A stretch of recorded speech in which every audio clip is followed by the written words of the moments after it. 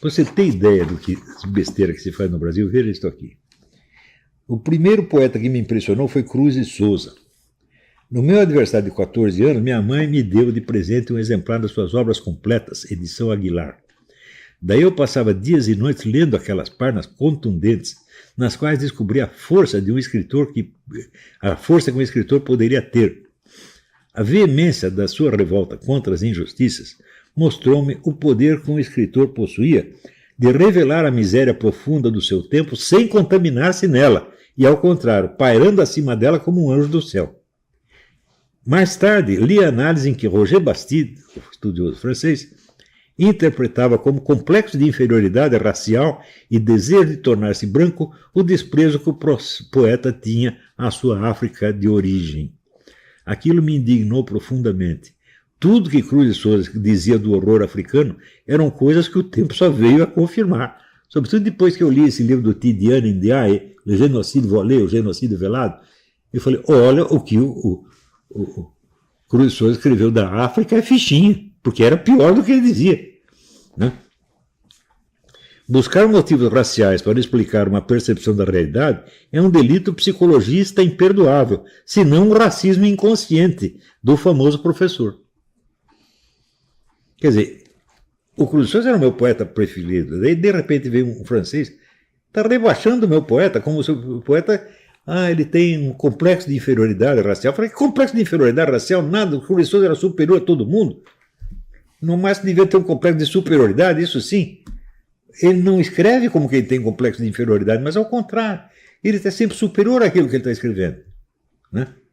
E daí vem o francês para humilhar, né, o nosso poeta e finge e sente que está defendendo a população negra, quando aí está humilhando, na verdade. Isso acontece com muita frequência. Né? Por que um negro não poderia transcender as limitações da sua cultura racial e perceber realidades universais como qualquer outro ser humano? O que o negro tem de inferior que ele só pode perceber essas coisas por complexo de inferioridade? Que besteira é essa? Isso é muito comum no Brasil. Né? Conheço muitos pretensos amigos da raça negra que pensam assim. Eu que tive 900 namoradinhas negras no início da minha vida, eu posso dizer, eu era amigo da raça negra. Amigo delas, amigo dos parentes delas, amigo do pai, da mãe, todo mundo. Meu amor por Cruz de Souza não cessou de aumentar, nem o meu desprezo pelos seus intérpretes. Né? Então, vamos lá, mais alguma coisa sobre literatura. Por volta dos 24 anos, orientado pelas lições de Manuel Bandeira, Apresentação da Poesia Brasileira, e Otto Maria Carpo, Pequena Bibliografia Crítica da Literatura Brasileira, eu já conhecia a quase totalidade da literatura nacional mais significativa.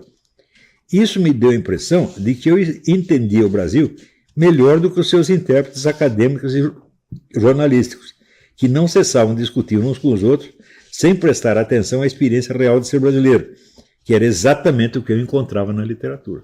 Quer dizer, a literatura não expressava o Brasil, ela mostrava a tensão entre linguagem e experiência. Né? Quer dizer, a impossibilidade de expressar a realidade da experiência, né, era despertada pelo escritor de tal modo que avivava a sua percepção da realidade. E esta é a função da literatura, não é expressar realidade nenhuma. Li, por exemplo, o inteiro Ciclo da Cana-de-Açúcar, de José Lins do Rego, e entendi que não poder conhecer a civilização do Nordeste, entendi que não poderia conhecer a civilização do Nordeste de maneira mais profunda e reveladora. O romance Os Cangaceiros, por exemplo, continha nada menos que uma versão brasileira das origens primordiais da civilização. Qual livro de sociologia ou ciência política nos daria uma coisa dessa? Porque esse livro é o seguinte, é um casalzinho de gente pobre que vive no meio entre os cangaceiros e os grandes fazendeiros. Né? E os fazendeiros e cangaceiros estão sempre em guerra, e os dois coitadinhos, que eu esqueci o nome deles, é o casalzinho, está sempre ferrado, correndo de lá para cá. Tal, né? E eles não sabem o que fazer. Até que aparece um cantador, que é um cara já velho, que percorre de cidade em cidade, anota as vidas das pessoas e escreve poemas a respeito daquilo. Né? Então ele sabe a vida de todo mundo ali no lugar, e com isso ele orienta o casalzinho para onde eles devem ir para escapar da destruição. Eu digo, meu Deus, isso é a origem da civilização. Quer dizer, a linguagem é o fio da meada. Ela não te diz tudo o que está acontecendo, mas ela orienta você no meio da confusão. Né? Este é um grande romance brasileiro. Né?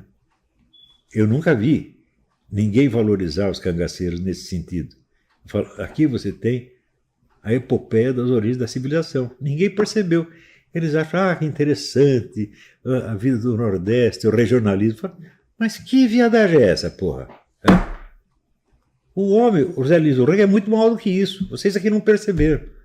Né? Quer dizer, só porque o cara é nordestino, vocês têm que rebaixar, sentir superior a ele. E os caras que fazem isso pensam que são amigos do Nordeste. Né? O amigo começa a rebaixar o outro. Digo, se você é amigo das pessoas de uma certa cultura, a primeira coisa que você tem que fazer é nivelá-los a você mesmo. Né? Tratá-los de igual para igual. Não de superior. Não é isso? Então é isso. Isso são coisas que eu aprendi com a literatura, e com a literatura brasileira. Né? Depois eu fui conhecer outras literaturas muito maiores, mas se eu não tivesse começado por conhecer a literatura brasileira, eu não ia entender nada do que eu li depois, gente. Tá? Então é isso que eu recomendo para os nossos senadores, deputados. Vão ler a literatura brasileira portuguesa. Quem sabe vocês estão com vergonha na cara, né? Tá bom? Então, por enquanto é só. Até a semana que vem. Muito obrigado.